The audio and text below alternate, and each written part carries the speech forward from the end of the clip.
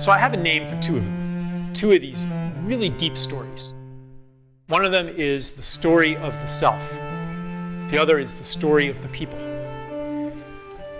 All cultures have a story of the self and a story of the people. They answer the questions, who are you? Where did we come from?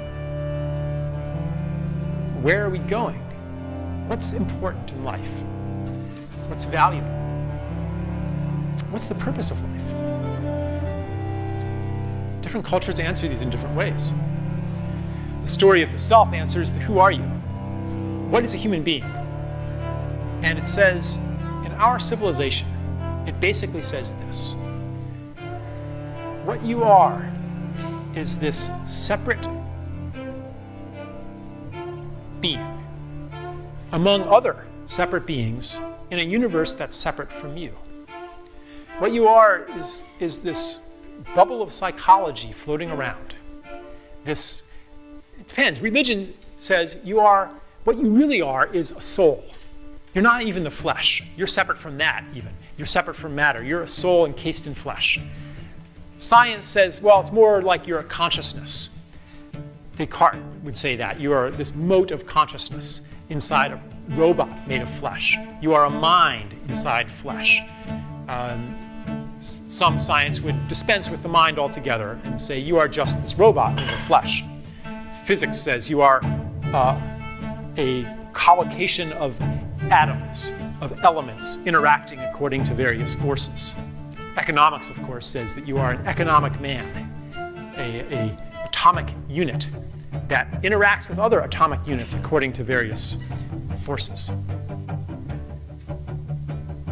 So they all agree on what a person is.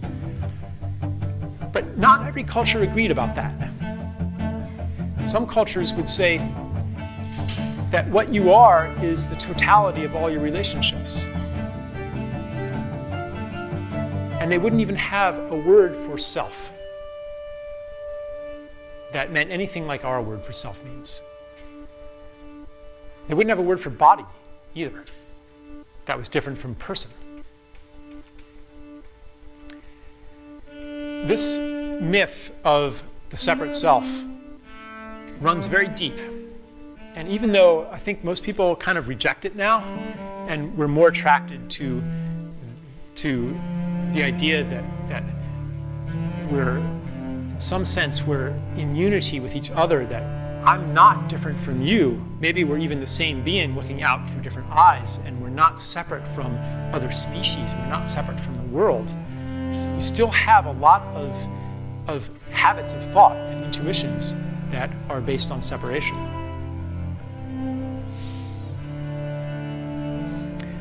This corresponds in our economic system to the externalization of costs. It says we can somehow insulate ourselves from what's going on out there because out there is not in here. Out there is not me.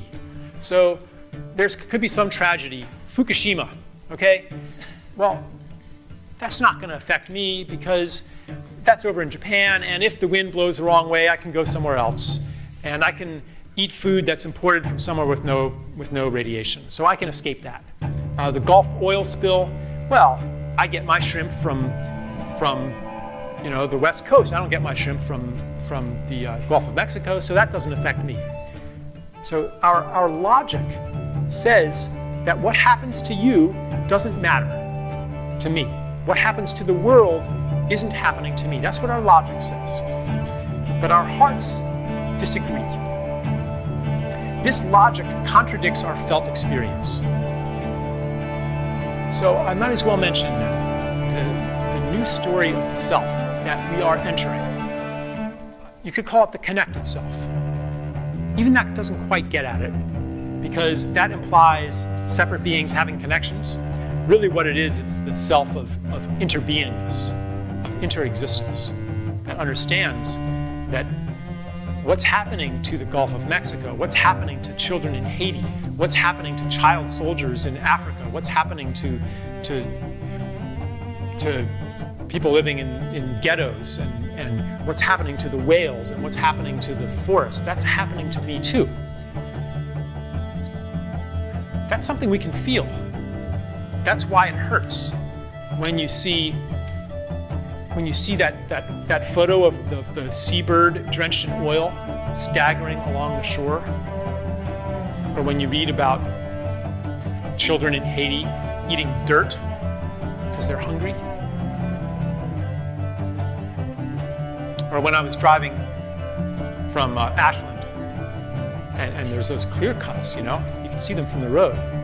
Like, that's painful. Why should that hurt? The logic of separation says that there's no reason for that to hurt.